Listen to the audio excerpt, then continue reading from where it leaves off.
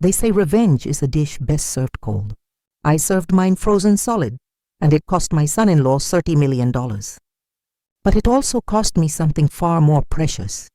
The last thread of love my daughter had for me. My name doesn't matter anymore. What matters is that I won, and in winning, I lost everything that ever truly mattered. Let me take you back to where this all began. Because understanding my fall means understanding the height from which I tumbled. For 28 years, I lived what everyone assumed was a charmed life. My husband Richard owned a successful construction empire, 3 homes, and enough investments to ensure our family would never want for anything. I was the perfect wife, the kind who planned charity galas, maintained a pristine home, and smiled graciously at every social function while dying a little more inside each day. You see, Richard never loved me the way a woman dreams of being loved. I was an acquisition, a suitable match recommended by his business partners. Pretty enough, well-connected enough, compliant enough. Our marriage was a merger disguised as romance, and I played my part flawlessly for nearly 3 decades. I bore him 2 children, my daughter Emma and my son Michael, and I poured every ounce of maternal love I had into them, especially Emma. She was my redemption, my proof that something beautiful could bloom from such barren soil. Emma grew up to be everything I had dreamed, brilliant, ambitious, and blessed with her father's sharp business instincts. She earned her MBA from Wharton and joined Richard's company, quickly proving herself as more than just the boss's daughter. She was ruthless in negotiations, innovative in her strategies, and commanded respect from men twice her age. I was so proud of her, so desperately proud, that sometimes I forgot to breathe when I watched her present to the board or close a $1 million deal. When Emma married David Chen at 29, I thought our family's golden age had truly begun. David was everything a mother could want for her daughter: handsome, successful in his own right as a tech entrepreneur, and seemingly devoted to Emma. Their wedding was a fairy tale affair that cost us $200,000, and I threw myself into planning every detail because I believed I was orchestrating the beginning of Emma's happily ever after. If you're enjoying this story so far, please take a moment to hit that like button and subscribe to our channel. These real-life stories of family betrayal and revenge need to be heard, and your support helps us continue sharing them. For the first 5 years of their marriage, Emma and David seemed unstoppable. They bought a mansion in the hills, drove matching Tesla models, and vacationed in places I could only dream of visiting.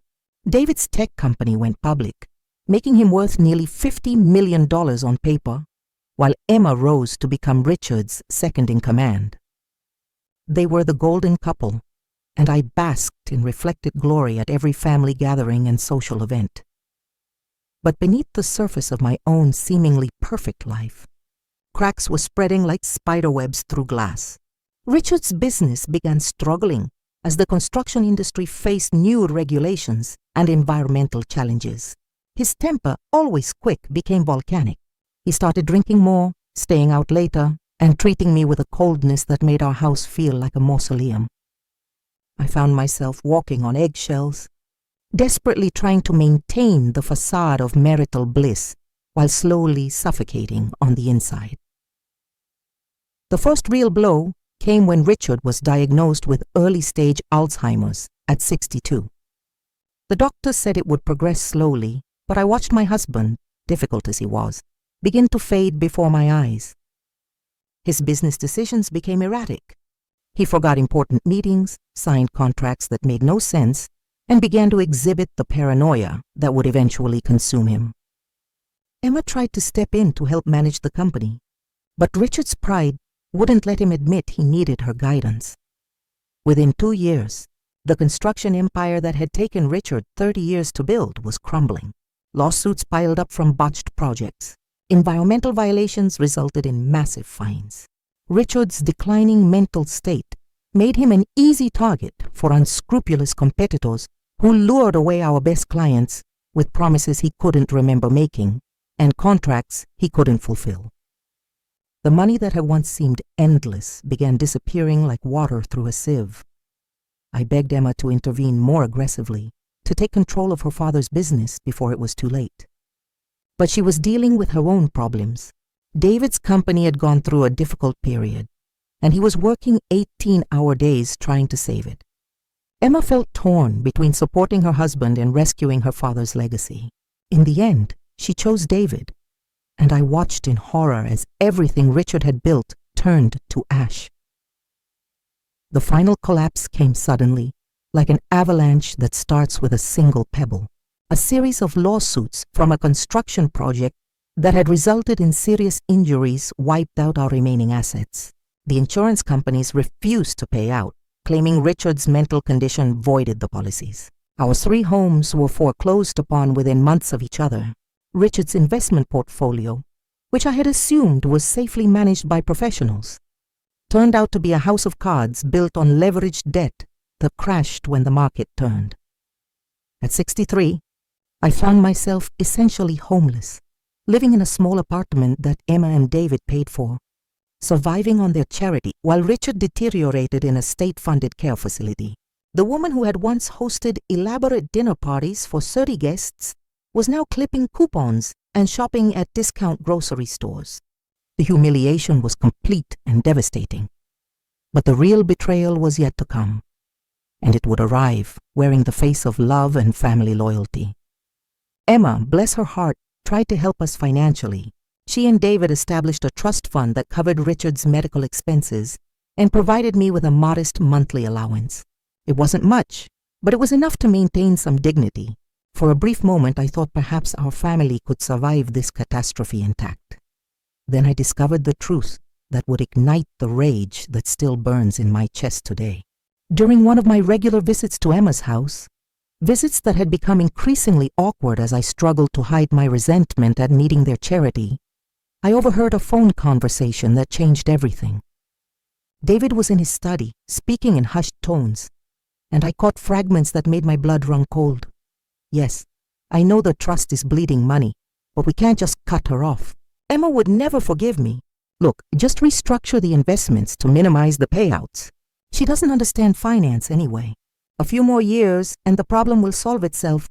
The problem. I had become a problem to be managed, a burden to be endured. The monthly allowance that I had been pathetically grateful for was being systematically reduced through financial manipulation that I was too ignorant to understand. Worse, David was discussing these strategies with someone else, treating my survival as a line item in a budget that needed trimming. That night, I lay awake staring at the ceiling of my tiny apartment, feeling something dark and purposeful crystallizing in my chest. I had spent my entire adult life being managed, manipulated, and marginalized by the men in my life. First Richard, with his cold efficiency and emotional unavailability. Now David, with his patronizing charity and behind-the-scenes scheming. Even Emma, my own daughter, had become complicit in this system that treated me as an inconvenience rather than a person. I began paying closer attention to David's behavior, and what I discovered made my suspicions bloom into full-blown investigation mode. He was traveling more frequently for business, staying out later, and becoming increasingly secretive about his phone calls and computer activities. When I mentioned these observations to Emma, she dismissed them with the tired explanation that his company was going through another difficult phase. But a mother knows when something is wrong, and I knew David was lying. I started following him, not physically, because at my age that would have been impossible, but digitally. I hired a private investigator named Marcos Rivera, using the last of my hidden emergency fund that Richard had never known about. Marcus was expensive, but he was thorough, and within 6 weeks, he had provided me with evidence that nearly stopped my heart. David was having an affair with his business partner's wife, a woman named Stephanie Walsh, who was 20 years younger than Emma, and possessed the kind of effortless beauty that made other women feel invisible. The affair had been going on for over a year, and it wasn't some casual fling born of midlife crisis. David was in love with this woman, and according to Marcus's surveillance, he was planning to leave Emma. I want you to pause here and think about how you would react in my position. Would you immediately tell your daughter? Would you confront David directly? Comment below and let me know where you're watching from and what you think you would do in this situation. I'm curious to hear from viewers around the world about how different cultures handle family betrayals like this. But I didn't do any of those things. Instead, I did something that still makes me question my own moral foundation. I decided to use this information as a weapon, but not in the way you might expect. I wasn't going to destroy David to save Emma's marriage. I was going to destroy David to save my own future.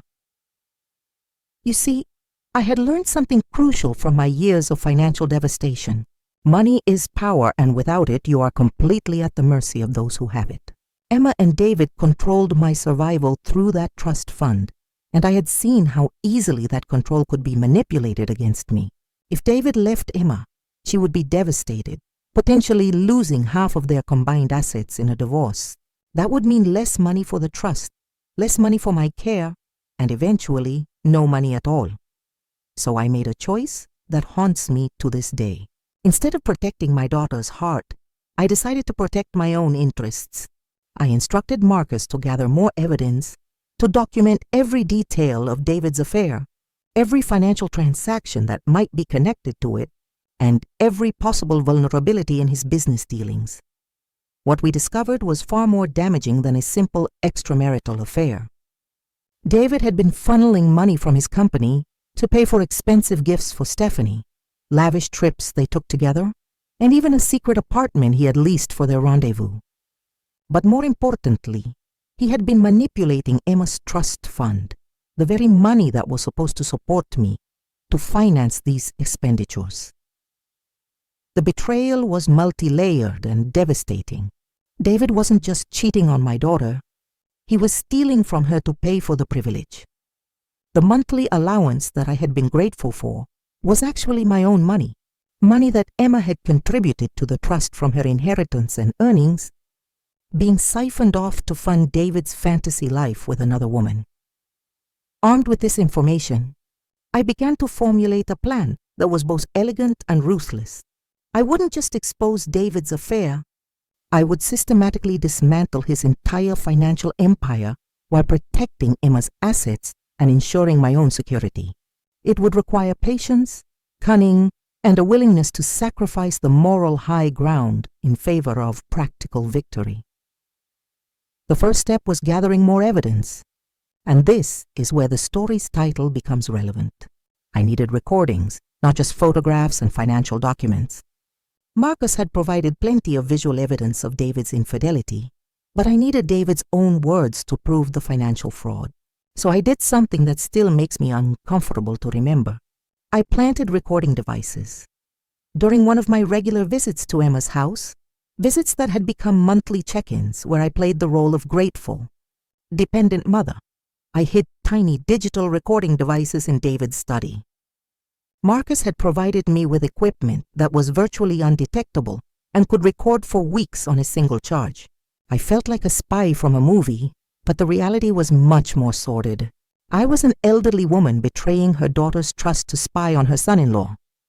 The recordings I obtained over the next 3 months were devastating. Not only did they capture David's explicit conversations with Stephanie about leaving Emma, but they also documented his discussions with accountants and lawyers about hiding assets before filing for divorce. Most damning of all, I recorded him bragging to Stephanie about how he had been managing the old woman's trust fund to minimize payments while maximizing his own liquidity. Listening to those recordings was like swallowing poison. David referred to me as the old woman, discussed my monthly allowance as if it were charity he was graciously providing rather than money Emma had designated for my care, and laughed about how I was too financially ignorant to understand what was happening to me. The contempt in his voice was complete and casual, the kind of dismissive cruelty that revealed his true character. But the most devastating recording came during a conversation between David and his lawyer about the divorce he was planning. He had calculated that by filing first and claiming irreconcilable differences, he could minimize Emma's claim on his assets.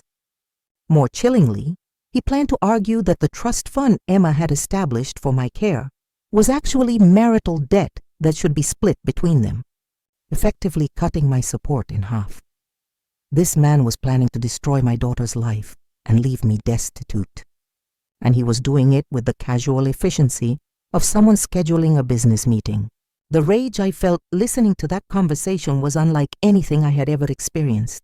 It was pure, focused fury that gave me clarity and purpose for the first time in years. I spent the next 2 months consulting with lawyers of my own, using what remained of my emergency funds to build a legal strategy that would protect Emma and destroy David simultaneously. The plan was complex and required perfect timing, but it was also ironclad if executed properly. The key was understanding that David had made several critical mistakes in his eagerness to hide assets and prepare for divorce. By using Emma's trust fund money to finance his affair, and by manipulating the fund's investments without her knowledge, he had committed multiple felonies including embezzlement, fraud, and breach of fiduciary duty. Even more importantly, the recordings I had obtained were admissible as evidence because they had been made in David's own home during the commission of crimes against Emma and myself.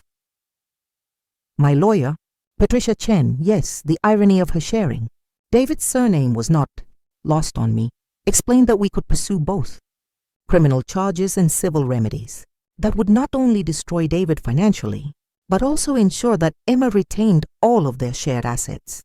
The criminal charges alone could result in years of prison time and complete forfeiture of his business holdings. But Patricia also explained something that gave me pause.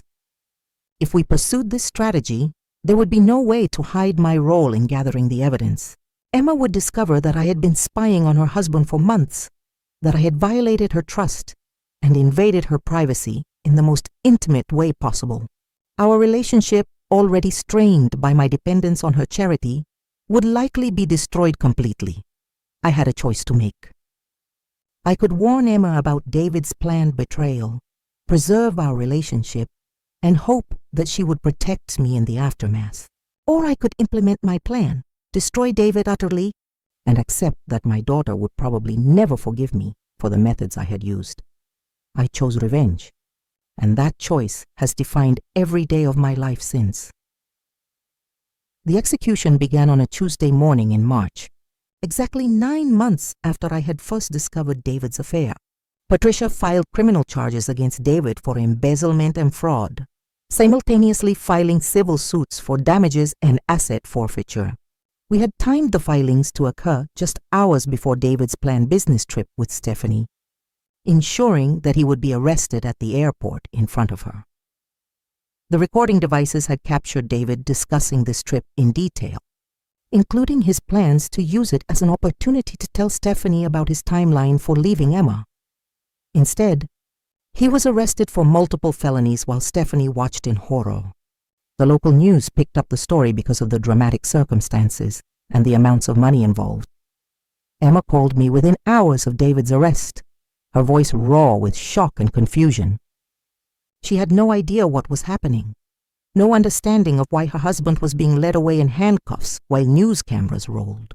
The conversation we had that afternoon remains the most painful memory of my life. "Mother, what is happening?" "The lawyers are saying David stole money from my trust fund, that he's been having an affair, that there are recordings." "What recordings? How do they know these things?" If you're watching this and wondering whether revenge is worth pursuing, let me save you the time and pain of learning this lesson yourself. It isn't. The satisfaction of defeating your enemies lasts only as long as it takes to realize what you've sacrificed to achieve that defeat. The money, the security, the vindication, none of it fills the hole left by the people you lose along the way. But it's too late for me to undo what I've done. I can only live with it, one comfortable, lonely day at a time, wondering if Emma will ever forgive me and knowing that I'll probably never forgive myself. The trust fund continues to pay out. The lawyers continue to handle the details, and I continue to exist in this strange limbo of financial success and emotional failure. I got everything I thought I wanted, and I lost everything I actually needed. That's the real price of revenge. It costs you not just your enemies, but yourself. I hope you found value in my story, painful as it's been to share. If you did, please take a moment to like this video and subscribe to our channel. These stories need to be told, and your support makes it possible for us to continue sharing them. Thank you for listening to an old woman's confession, and remember, some victories aren't worth winning.